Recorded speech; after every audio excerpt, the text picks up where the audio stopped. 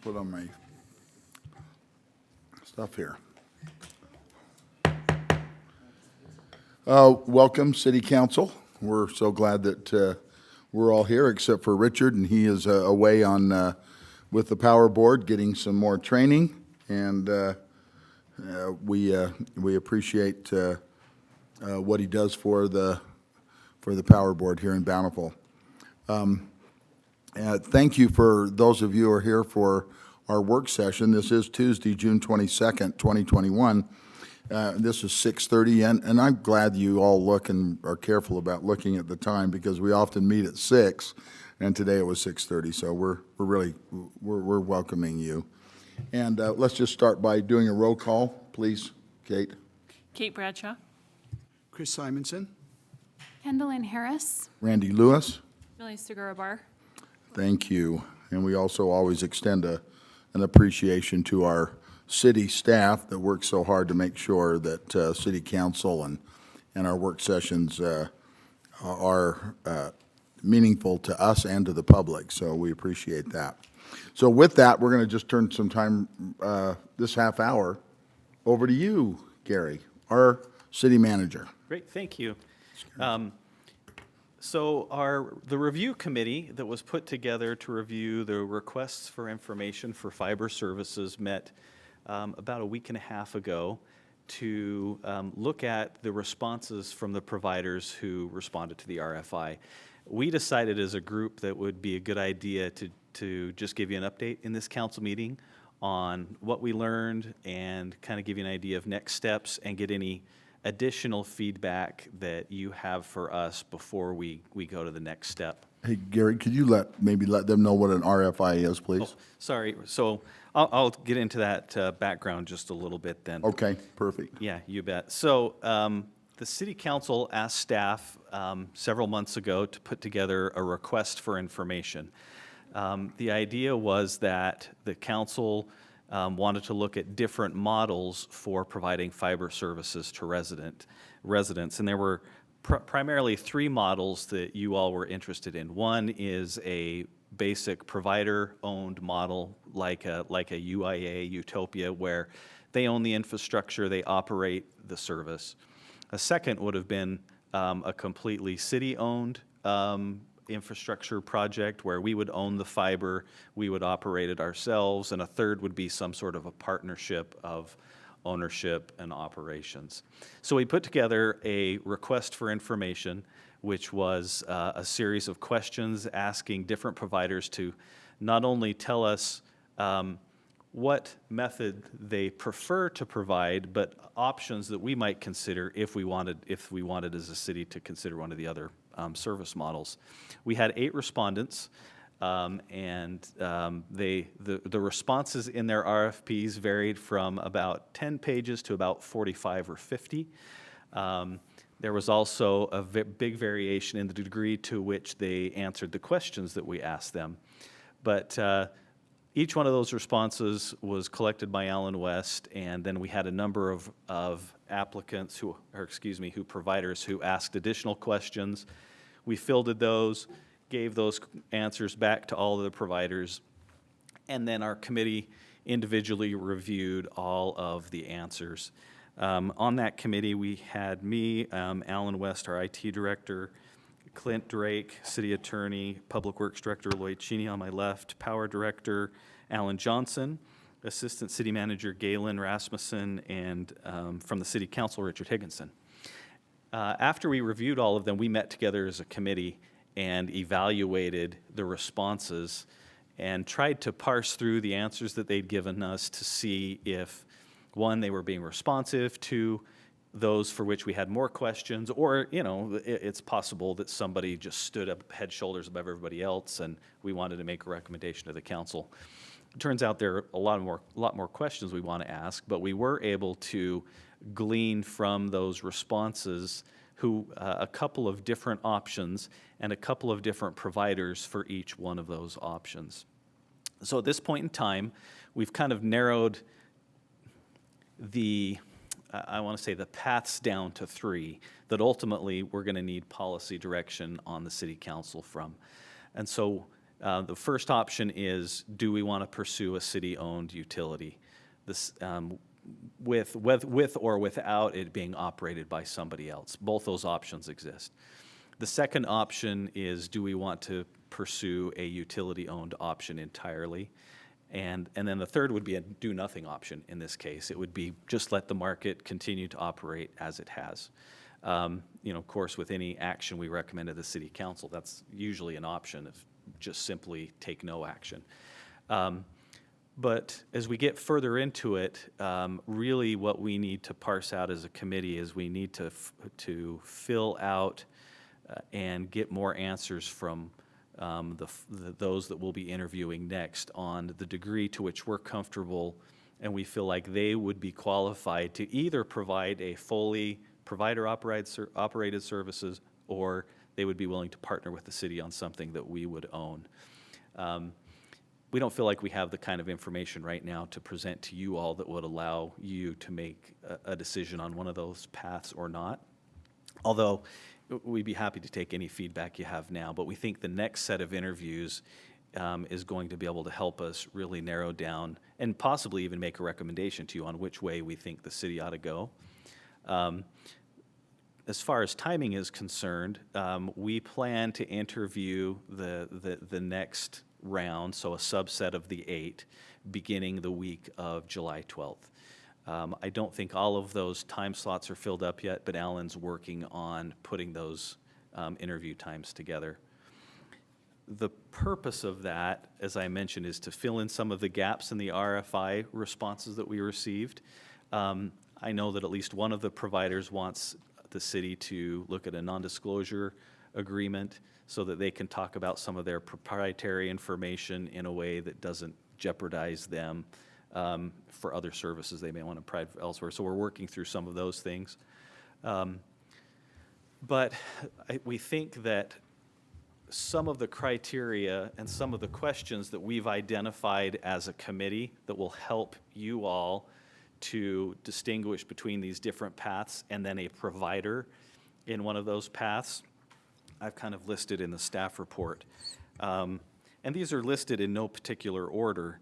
In other words, these aren't listed as most important to least important. They're just criteria that we identified that I think we need to find out. A big criteria is going to be, what's the financial risk on the city? As we know, if it's an entirely provider-operated service, there could be less financial risk, but it depends on the nature of the agreement with the provider. UIA, for example, or Utopia, believes that they can provide the entire service based solely upon a take rate of about 30%. They can fund everything through those fees. But they also require the city to enter into an agreement whereby we would back the payment of the cost of the service in the event that it ever dips below that. So we would be essentially the backstop for any financing that they weren't able to achieve through their own fee service. The alternative to that is, if it's a city-owned utility, we would be paying for all of those through bonding initially, which would probably be a sales tax bond or something like that, which we could get really favorable rates. So there's a little more risk to the city, but we need to compare that to some of the other criteria, such as what are the potential financial benefits to the city that we might be able to achieve and control if we owned the fiber ourselves. And so we want to find out, realizing, what is the exposure and financial risk to the city? What are potential revenues to the city in different options? Is there revenue sharing potential? If we own the utilities, do we have the ability to recover franchise taxes? What might the benefits be to the city when 5G begins to be deployed, all of which has to have a fiber background, or backbone, excuse me. And so as different providers come in for 5G, they're going to be looking to the broadband provider for their services. Is there an opportunity to capitalize on that for the city to the benefit of our residents? Obviously, another major criteria that may make a big difference between who we select is the timing for build-out. Some of the respondents to the RFP didn't provide very specific information. Others gave a timeline that we didn't think was very realistic or wasn't backed by the seeming resources that they had. But being able to pin down any of the providers on how quickly the deployment will take place and how that would dovetail with other city projects that we have is going to be really important. Clearly the cost to residents and the availability for choice and options is going to be a big criteria. There's this old saying, right? Pick two of three, good, fast, or cheap. You only get two. So we might pick a provider who's very good and can implement very fast, but it might not be a very inexpensive solution. It might be more expensive than something else. Or we might pick somebody who is less expensive and provides a great service, but it may take a long time for them to fully build out. And so those are the factors that we're going to have to weigh. Another interesting idea that we need to explore is what are the additional benefits that might come to the city as a result of having broadband services, particularly if we own versus if we don't own. Our connection to our SCADA services, our SCADA programs, for example. SCADA is the automatic monitoring of our water system, our power system that lets us know where we have problems in the system, where repairs need to be made, what water flows are like in the water system. These are really critical systems for all of our utilities, and there might be some economies of scale or some cost savings by going with one method or another. So that's just one example of some economies of scale or some benefits to existing city infrastructure. Included in that might be the ability to get broadband to some of our facilities that we don't have it there now. The landfill's a great one.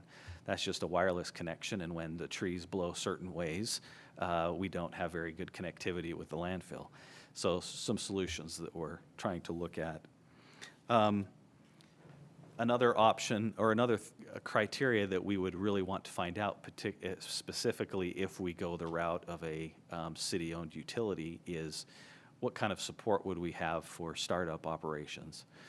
Some of the respondents clearly had more experience in operating utilities than others. Some had a lot of experience in construction and implementing, but not operating. Others were primarily operators and didn't have a lot of experience in deploying what would be a fiber to the home kind of project, more of a ring to city facilities. So we need to know what kind of ability they would have to support any operations that we would want to get up and going. Mm-hmm. And then finally, any other ideas that we maybe have not thought about that the providers themselves might suggest by either their unique business model or the type of partnership we have with them that they could provide to the city. So those are all considerations that when we come back to you, we want to use to help you judge what would be the best delivery model and who would be the best provider for that model. So those are kind of the next steps at this point. I want to say overall, and maybe I could ask Lloyd's and Galen's opinion on this, but I think overall we felt like that there are at least a couple of providers in each one of those service models, so utility-owned, or excuse me, city-owned or provider-owned, that are definitely worth exploring. I was pretty pleased with the response of the RFPs from several of the different providers. Lloyd, anything that you would add to anything that I may have missed? No, I think you covered it very well. It was kind of interesting to read. That's way out of my wheelhouse for this kind of stuff, but it was good to get a feel for what is out there and who can provide what types of services. I would agree with Gary that we have people in each of those categories that should be qualified to provide whatever model you choose to be appropriate. Galen? I think that it was interesting to see the variety of experiences and depth of experience that some of them had. Some have been in the business of one flavor or another even since the well, several decades anyway, involved in telecom or data or both, and had some really good references and some good experience. So, I think of the ones we've talked about, the ones that we have in each of those buckets, if you will, of provider types, we will have some good options to pick from. So council, at this point in time, what we'd like to know as a committee, what questions do you have? And second, what are your thoughts about some of the criteria, information that we want to glean that we've listed in the staff report that you might want to add to? Council, Gary, can I ask any you a questions? question? I might just say, maybe qualify one thing, and that is, I think we're still being really careful about who we've designated as such, specifically with the names of companies and what categories they're in. I think, is that Yeah, for the correct? time being, especially where So we're working more, on some more kind of general questions, non-disclosure. I think, would be more appropriate for the council, but you choose. Gary, can I ask you a question? Have you had the opportunity to talk to other cities as to their experiences with these individual companies and have kind of a feeling from them how things have gone? Yeah, great question. We have begun that process. We listed, each of the respondents provided examples of locations that they've worked.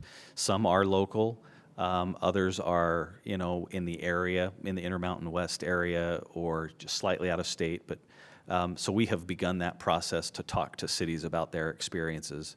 Not only those that they're working with, but we know of a few cities that have gone through this process ahead of us or are somewhere in the process ahead of us, and we're trying to find out why they went one direction or another, why they chose one provider over another or one service model over another. So we'll be able to present those findings as well. Good, yeah, good question. Would the round 2 interview committee be the same committee, or do you anticipate switching that up at all? No, our thought was that it would be the same because of the, I guess, what we've learned up to this point. And it doesn't have to be the end of the process. Clearly, I think the next step after that is to come back to the city council and then vet everything that you want to vet at that point as the full council. I'm so excited about this process, and I feel like something that's really frustrating is sometimes how long things take in government. But I do think that going through this RFI process is really helping us get to where we want to be, to make sure that we're thorough and to make sure that we're really being wise with the the residents' money, and really to be able to come up with the best solution. So I appreciate the process, and I am excited that it's in motion and that by next month we'll have a recommendation. So I like the time frame going forward. Great. Yeah, one thing we realized is this is a multi-million-dollar decision. And the worst thing we could do is make a bad multi-million-dollar decision. And so like most things with Bountiful, I think we pride ourselves on being deliberate with these big decisions. Any other questions from the council for Gary? If not, anything else, Gary, that you want to cover before we leave? I don't think so. Well, with that, then we'll dismiss and you can relax for 5 to 10 minutes, and let's be back in our chairs in time for